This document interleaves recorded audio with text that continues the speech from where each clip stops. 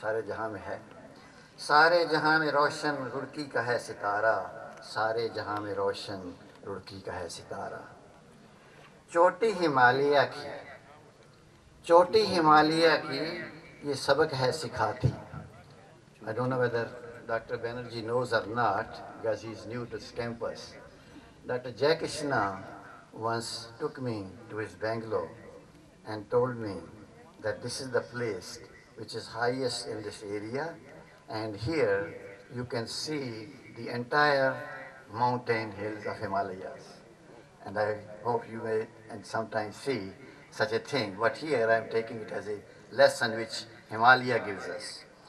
चोटी हिमालय की ये सबक है सिखाती, इखलाक सबसे ऊंचा दुनिया में है हमारा। बहुत खूब, बहुत खूब। गंगा की बहती लहरें, गंगा की बहती लहरें गा गा के कह रही हैं, ये गीत प्यारा प्यारा गुल गीत है हमारा। अभी बच्चों ने गुल गीत गाया है। बहुत खूब, ये बहुत खूब। घनानंद पांडे साहब ने बनाया था। बहुत खूब। और खैर इसका ओरिजिनल वर्शन कहीं शायद गुम हो गया है, अगर किसी को मिले तो मुझे ज़रूर दीजिएगा। ओरिजिनल वर्शन जो कि पांडे जी ने बनवाया था। गंगा की बहती लहरें गा गा के कह रही हैं, ये गीत प्यारा प्यारा कुल गीत है हमारा। इमारत वो जो पुरानी, मेन बिल्डिंग, इमारत वो जो पुरानी, गुंबज जिसका प्यारा। आप देख रहे हैं वो गुंबज। इमारत वो जो पुरानी, गुंबज जिसका प्यारा, ये मंदिर मस्जिद गिरजा अपना गुरुद्वारा। आंखों में बस गया है, आंखों में बस गया है एक बुर्ज से नज़ारा। ECN tower, 100 feet high tower आप देख रहे हैं। शायद आपने देखा नहीं होगा, इससे कितना नज़ारा अच्छा नज़र आता है, जिसमें गंगा की जो लहरें हैं वो नज़र आ रही हैं। आंखों में बस गया है एक बुर्ज से नज़ारा, खेतों में खेलती सी गंगा की बहती धारा। मज़हबों के जाल से तुम, मज़हबों के जाल से तुम दुनिया में बच के रहना। आजकल हर जगह मज़हब की प्रॉब्लम पड़ी हुई है। मज़हबों के जाल से तुम दुनिया में बच के रहना, इंसानियत को रखना अपना मज़हब तुम्हारा। बहुत खूब, बहुत। आखिरी लाइन है, सीखे सबक जो तुमने, सीखे सबक जो तुमने दुनिया के काम लाना, श्रमम बिना न किम्पी साध्य मेहनत हमारा। श्रमम बिना न किम्पी साध्य मेहनत हमारा। So with these lines, I most humbly accept the greatest award which is given to me for the greatest tuition of the world. Thank you very much. Very well. Very well.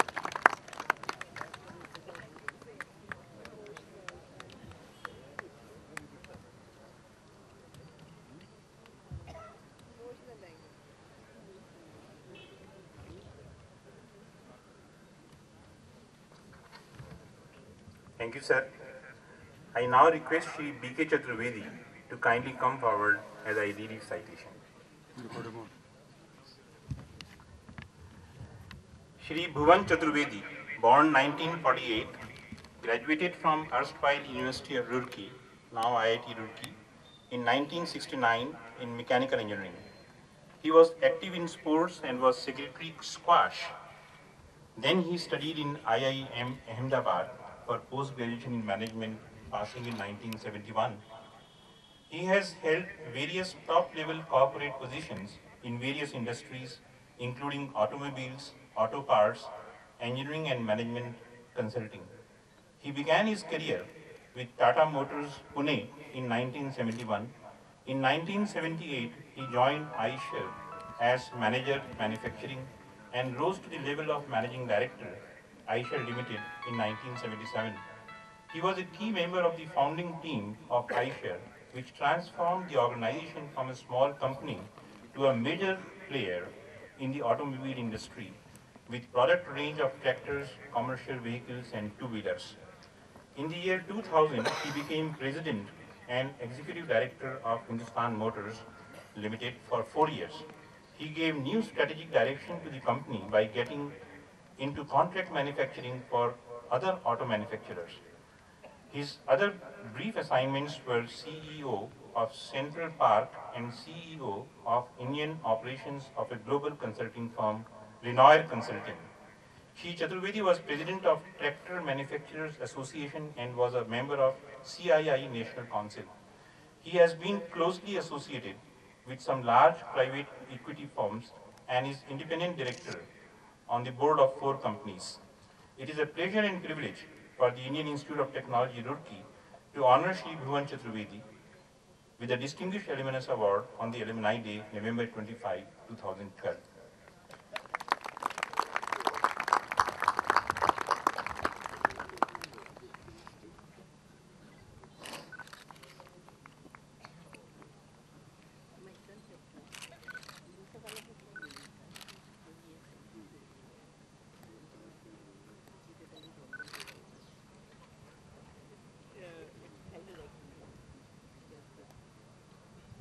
I request now Shri Chaturvedi to kindly respond.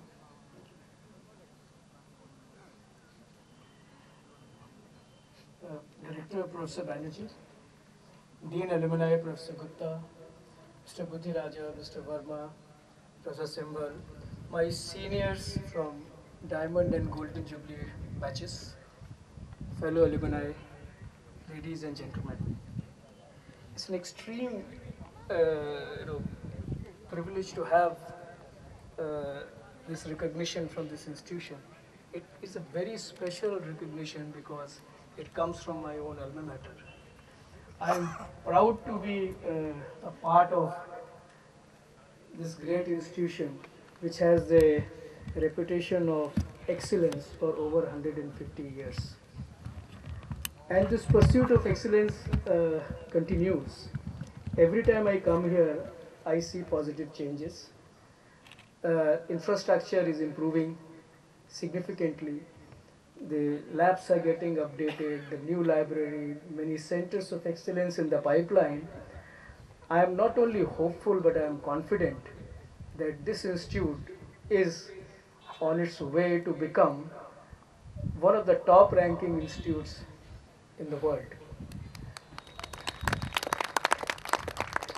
And at this juncture, I must extend my full compliments to the Institute leadership team for doing a wonderful job in whatever they have achieved so far, and extend my support and best wishes for their endeavor in future. We have some ground to cover.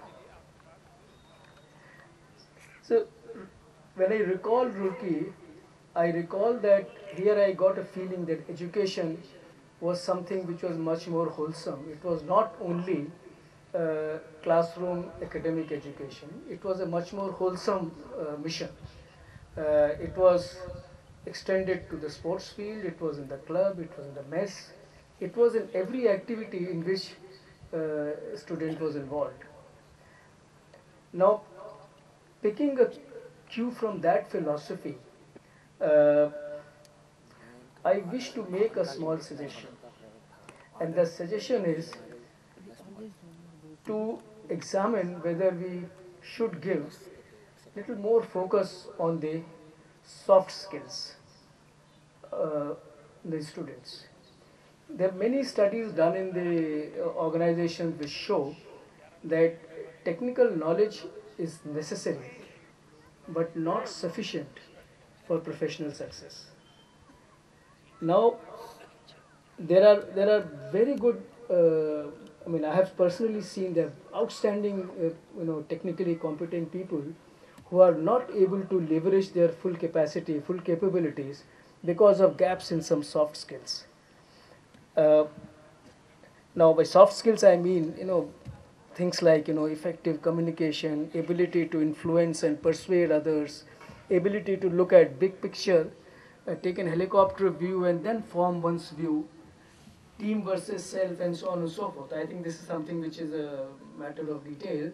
But those are and I have seen some very good technical talents getting underutilized because of absence of these soft skills.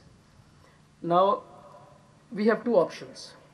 Either we can say that as a technical education institution, that's not our mandate, it's left to the individual, and let him work on himself, develop, and it's up to him.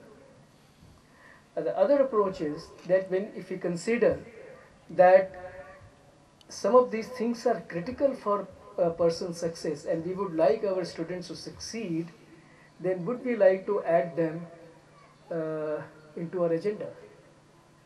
I recommend the second approach.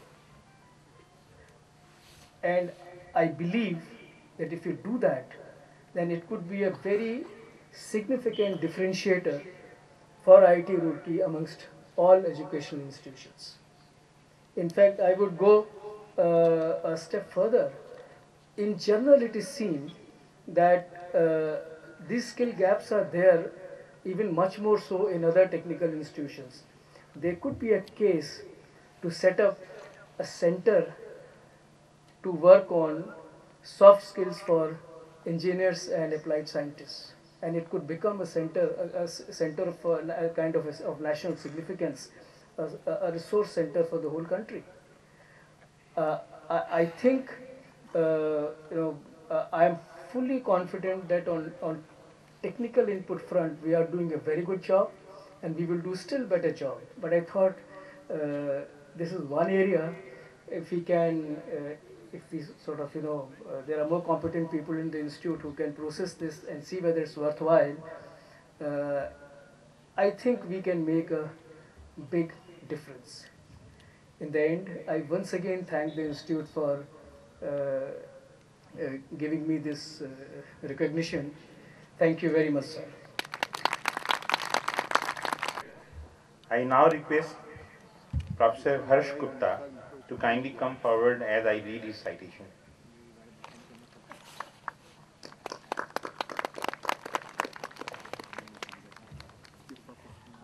Professor Harsh Gupta acquired his Bachelor of Science Honours and Master of Science in Geophysics from Indian School of Mines 1959 to 1963, Dhanbad, and PhD from erstwhile University of Roorkee, now IIT Roorkee, in the year 1970. As a recipient of UNESCO Fellowship, he worked for 2 years at the International Institute of Seismology and Earthquake Engineering, Tokyo. At present, Professor Gupta is a member of the National Disaster Management Authority, which is chaired by the Honorable Prime Minister of India. Earlier, he has held many eminent positions that include Secretary, Government of India, Department of Ocean Development, now Ministry of Earth Sciences, Director, National Geophysical Research Institute, Hyderabad, Vice Chancellor, Cochin University of Science and Technology, Director, Center for Earth Sciences, Project Director, Kerala Mineral Development Corporation, Adjunct Professor, University of Texas at Dallas, USA, etc. Professor Gupta is credited with pioneering research that provided an evidence of a thick crust 65 to 70 km below Himalaya and Tibet Plateau region in 1967. He is globally acknowledged for developing criteria to discriminate artificial water reservoir triggered earthquakes from normal earthquakes. After the occurrence of the devastating December 26, 2004 Sumatra earthquake and the resultant tsunami that claimed huge loss of human lives in South and Southeast Asia, Professor Gupta spearheaded setting up India's tsunami warning system that was completed in just 30 months' time and is considered to be the best globally. Professor Gupta is currently President of the International Union of Geodesy and Geophysics and the Asia Oceania Geosciences Society. He is lifetime bureau member of the International Lithosphere Program. Professor Gupta is currently the President of Geological Society of India. Professor Gupta has won several awards, honors and prestigious medals nationally and internationally. These included Shanti Swarup Bhatnagar Prize 1983. The President of India honored Professor Gupta with Padma Shri in 2006. It's a pleasure and privilege for the Indian Institute of Technology to honor Professor Gupta with the Distinguished Alumnus Award on the Alumni Day, November 25, 2012.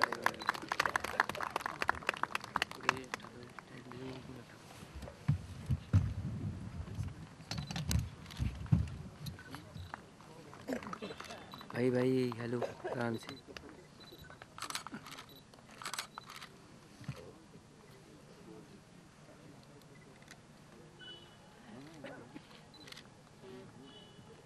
May I?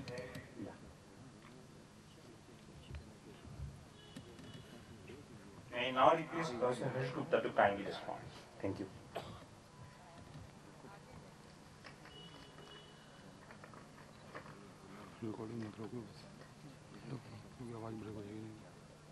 Professor Banerjee, Dr. Harsh Sinwal, Sri D.S. Verma, Budhiraja ji, Professor S.P. Gupta, all my friends here. It is such a pleasure to be here and to be in this sprawling lawns, which I think are at least as good as the Rashtrapati Bhavan lawns, and to receive this prestigious award. I'm indeed very grateful to IIT Roorkee for honoring me. I would also like to remember today Professor R.S. Mittal, who was my guide for my PhD thesis, whom we lost about a year ago, and Professor Jayakrishna, who sort of tutored me in many ways. It was indeed a pleasure for me today that I am sharing these days with his son and receiving the same award. I would also like to record here that I am very lucky to have Professor O.P. Verma with us. Can you kindly stand up, sir? Professor O.P. Verma taught me geology in the School of Mines, and he has been a source of inspiration all my life. Well, I thought that what should I talk today in a limited time, but then I thought that I must just share with you a couple of things. Probably the most exciting phase of my life has just started. We are putting a 7-kilometer borehole in Koyna region to develop an earthquake model, because such a model does not exist anywhere else in the world. And the reason behind that is that wherever such efforts have been made, they were at sites which had very complex seismicity. You know, Safford borehole has been put in San Andreas Fault. Now, San Andreas Fault runs into 3,000 kilometers, and it's very difficult to find the cause and effect. Unlike that, when we come to Koyna region, here earthquakes are occurring in a very small area of 20 by 30 kilometer, and there is no other seismicity, no other earthquakes 50 kilometer or beyond. So it provides a unique site, and also we have seen that there are places where earthquakes are reoccurring. So basic idea is to put this 7-kilometer borehole and then do lateral drilling to test this fault at various depths. When I'm talking to you, a borehole is being already dug, because we also don't know how thick the basalt layer is. And we are putting 4 boreholes to go below the basalt layer and to establish the hydrological regime in that region. The other thing that is very exciting for me in my current position is to share this knowledge of whatever little I know about earthquakes with public by and large. You know, earthquakes cannot be forecasted, cannot be prevented.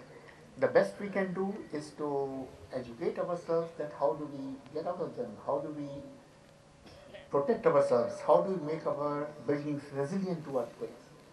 And this is a very major thing, and we started doing it with Delhi. We had planned a magnitude 8 earthquake occurring some 200 kilometers from Delhi, and all the 9 districts were prepared for it on 15th of February this year. And at 11:30, that earthquake, hypothetical earthquake occurred, and we tested how people responded to it. The best thing that happened, that almost 400 officers in 9 districts and thousands of volunteers were involved with it, that we were able to decipher what are the problems with our system. And then on 5th of March this year, we had a small magnitude 5 earthquake which occurred just close to Delhi, and I stepped out of my office, and what I was very happy to see, that literally everyone outside had come out. You know, they had left their houses and were on the road. So that gives you a lot of confidence that, you know, when you educate, try to provide this information, things can happen. Again, I'm extremely grateful and thank you very much. Thanks a lot.